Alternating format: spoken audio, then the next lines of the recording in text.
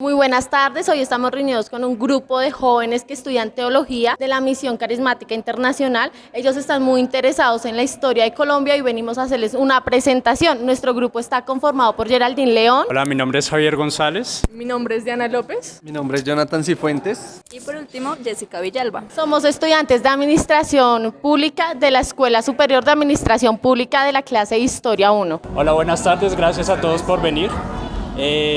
Bueno, lo que vamos a hacer hoy es un ejercicio académico muy sencillo. Vamos a hablar de unos temas acerca de la historia y de la historia colombiana, ¿listo?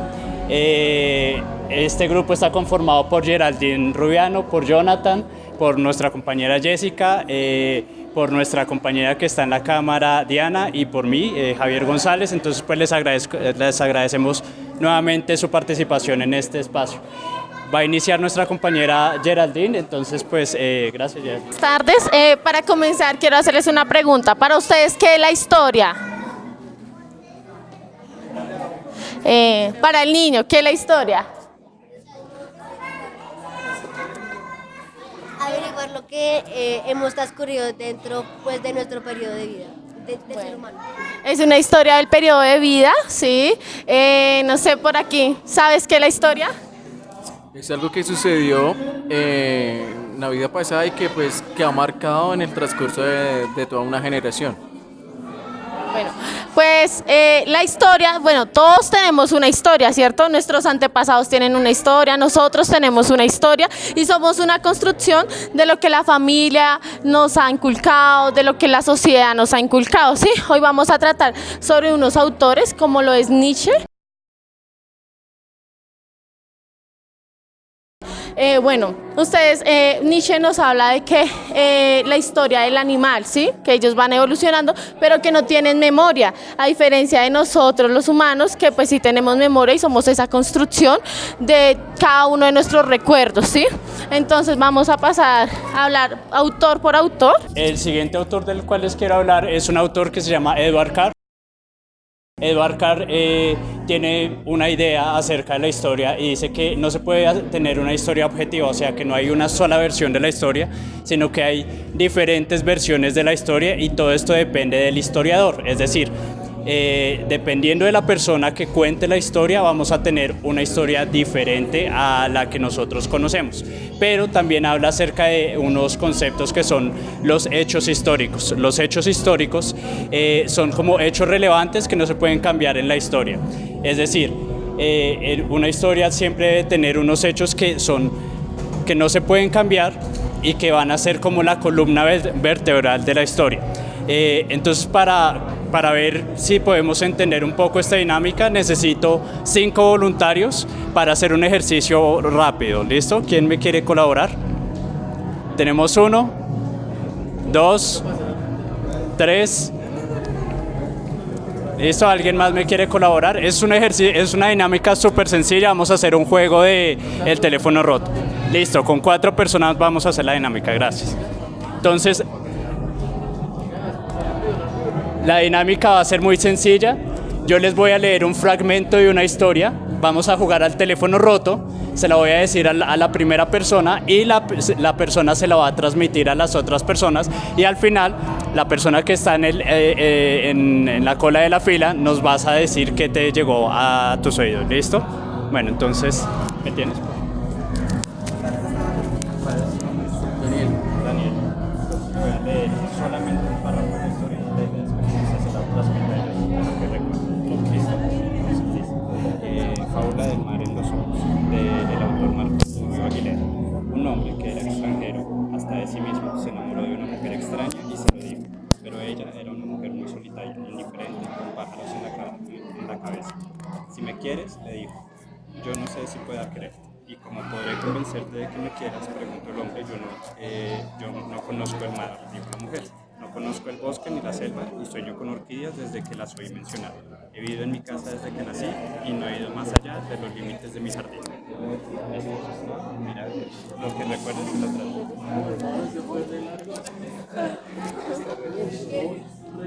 ¿Puedes memoria? No, lo único es que es Fábula, el mar en los ojos del autor Marco Tulio Aguilera. No me sé, no, no capté nada más. Paula, el mar de los ojos de Marco Tulio Aguilera. Paula, el mar de los ojos del autor Marco Tulio Aguilera. De ahí para allá no capté nada más. Paula, el mar de los ojos del autor Marco Tulio Aguilera. De ahí para allá, no capté nada más.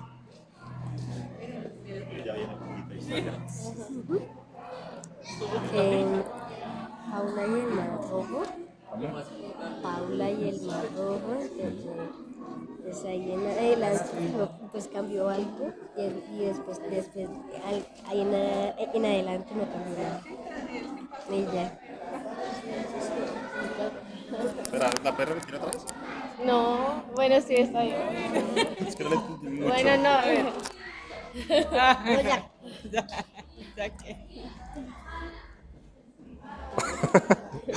Paula y el mar rojo. ¿Qué?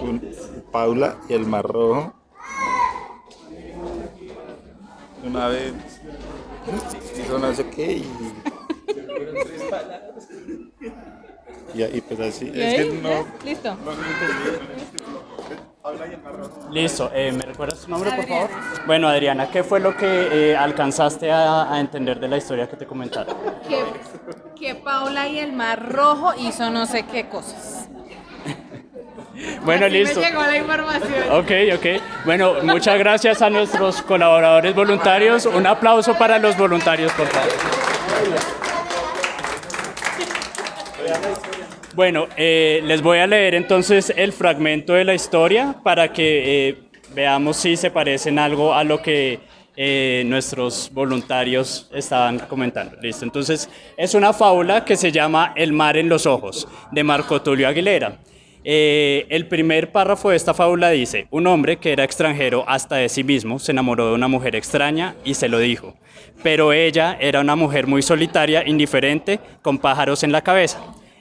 Si me quieres, le dijo, y yo no sé si pueda quererte y cómo podré convencerte de que me quieras. Preguntó el hombre. Yo no conozco el mar, dijo la mujer, no conozco el bosque ni la selva, sueño con orquídeas desde que las oí mencionar, he vivido en mi casa desde que nací y no he ido más allá de los límites de mi jardín. Igualito. Claro. Sí, entonces, este ejercicio básicamente nos ayuda a entender algo de lo que mencionaba Eduard Carr, y es que hacer historia depende mucho de la capacidad que tenga el historiador de transmitir la historia fielmente, ¿no? De remitirse a esos hechos históricos, los que sean más importantes y más relevantes, y cómo se los transmite a las otras personas, y cómo los otros historiadores interpretan esos datos históricos, esos hechos históricos, y los transmiten a sí mismo a un público. Entonces, pues básicamente esto es lo que nos quiere decir Eduard Carr, que hay una correlación entre el historiador y los hechos históricos. Bueno, gracias. Buenas tardes, muchas gracias en serio por su tiempo. Yo también voy a hablar sobre historia y sobre unos autores muy específicos. Yo también traje unas pequeñas palabras. Quiero por favor que las lean.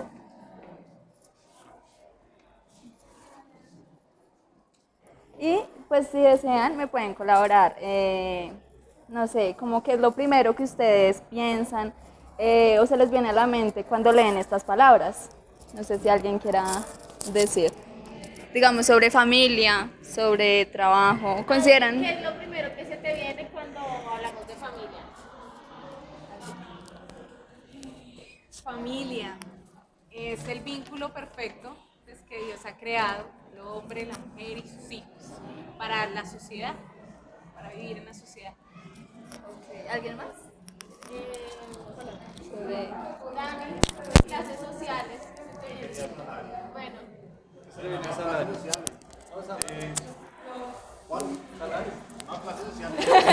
No, el que yo quiera. Es el que yo quiera. ¿Qué se me viene a la cabeza con la palabra Lo clases que quieras sociales? decir sobre... Diferentes segmentos de personas, como una recompensa por algo que has hecho. Con trabajo, pues a mí la palabra trabajo es lo que desempeñamos con nuestras fuerzas, lo que hacemos día a día, con el sudor de nuestra frente. Bueno, la compañera decía algo muy importante, mencionó la palabra fuerzas.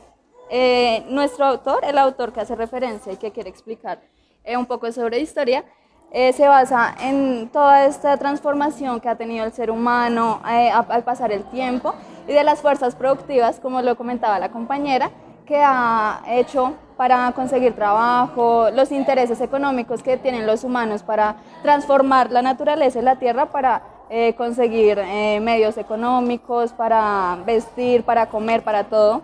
Entonces, él hace referencia a eso.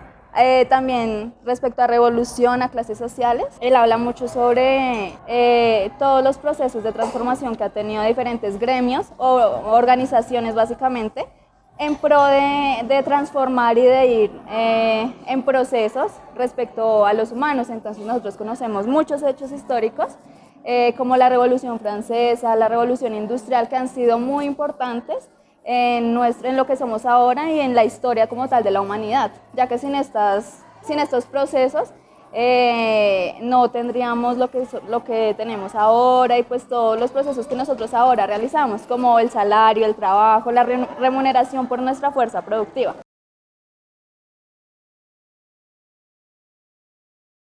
Bueno, ya para agilizar un poco el proceso, yo les voy a hablar de mi autor, de lo que tenemos que, digamos, nuestro tema es la historia, ¿sí? Entonces, lo que estamos intentando demostrar es ver la historia desde un punto de vista que es el materialismo histórico, que es un autor marxista que habla de esto. El materialismo histórico es cómo podemos ver otras formas de historia, aparte de la revolución de la economía, del dinero, y pues desde ahí partir a ciertos puntos en la historia que han partido, o sea, analizar los puntos de la historia que se han partido. Por ejemplo, la revolución industrial, verla desde el punto económico, eso es lo que estamos intentando analizar en el momento en la clase. Eso es como básicamente, digamos, el tema del materialismo histórico, es ver cómo la transformación del humano y la naturaleza entra en crisis y de ahí empiezan a surgir todas las cosas de la historia. Nosotros también vimos una lectura de un autor que se llama Anderson Perry. Él nos hablaba acerca del Estado absolutista. El Estado absolutista se dio a conocer en el siglo XVI. Entonces se veía como expresado en monarquías centralizadas, en España, en Francia, lo que hemos visto pues a través de los años. El Estado absolutista tenía como objetivo romper como esa estructura piramidal que había y que siempre pues estaba en este tipo de países y como fragmentarla, romperla, como crear otro tipo de pensamiento, por decirlo así. Y básicamente era como la aparición de un libre mercado de tierras, podían tener como más movilidad en la mano de obra, en las relaciones de producción, y básicamente durante la modernidad, la clase económica y políticamente dominante fue la aristocracia feudal, es decir, la nobleza. Eso es lo que nos explica Perry en esta lectura y cómo pues vamos a concluir el día de hoy. Les agradecemos muchísimo su tiempo por permitirnos este espacio. Espero pues que tengan un muy buen día y ya, es todo. Muchísimas gracias. ¿Alguno tiene alguna pregunta de pronto acerca o qué aprendieron acerca de la historia?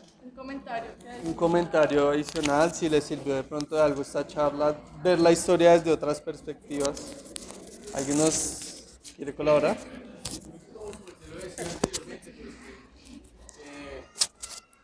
Que la historia marcó un proceso en el desarrollo, tanto en lo laboral como en lo familiar, en muchas clases sociales de nuestra vida, que marcó por medio de muchos autores y de muchos sucesos que sucedieron que impactaron también a que hoy en día nosotros tengamos lo que tenemos. Y que también nos enseñaron a que el autor que hablaban anteriormente, que podían cambiar la clase de la historia, ¿sí? Que pese a la información, la historia se podía cambiar con el ejemplo que hicimos del teléfono roto. Entonces es muy importante saber cómo difundir esa historia. y la importancia de cómo se va a transmitir y para que la gente la capte de la manera correcta. Vale, muchas gracias. ¿Algún otro voluntario? Yo, de mi parte, diría que hay que tener una memoria, ¿no? Porque la historia es la memoria de nosotros. No tendríamos nada sin historia. Si no tenemos una memoria para eso, para no volver a cometer los errores del pasado y proyectarnos hacia un mejor futuro. Muy importante historia. Vale, muchas gracias. Bueno, muchas gracias a todos ustedes por participar de este ejercicio y un aplauso por venir aquí a este espacio. Muchas gracias. Gracias.